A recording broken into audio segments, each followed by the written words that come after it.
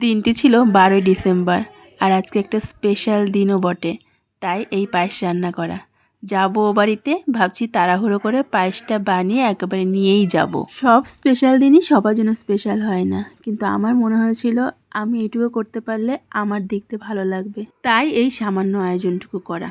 পাখি ওদিকে ঘুমোচ্ছে, ভাবছি তাড়াহুড়ো করে পায়েসটা বানানোর পরই আমি রান্নাটাও একদম সেরে নেব।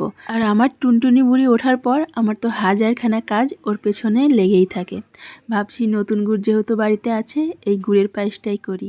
খুবই টেস্টি লাগে এই গুড়ের পায়েস আমার কাছে। আর এই পায়েসটা পুরোপুরি রান্না শেখা আমার মায়ের হাতে। মা যেভাবে করতো আমি সেভাবেই করি।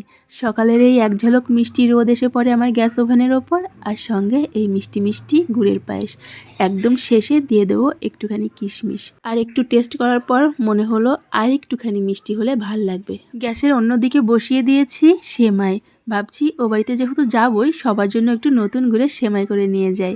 খালি হাতে যেতে কি আর ভালো লাগে বলো তো? এতক্ষণে আমার টুনটুনি পাখি উঠে গিয়েছে আর আমার রান্নাটাও শেষ। স্পেশাল দিনের জন্য যে পায়েসটা আমি বানিয়েছিলাম, পায়েসটা হয়ে গেছে। এবার বাটিতে বেড়ে নেব। আর অন্যদিকে সেমাইটাও প্রায় হয়ে এসছে। এবার সেমাইটাকেও একটু কিশমিশ দিয়ে নামিয়ে নেব।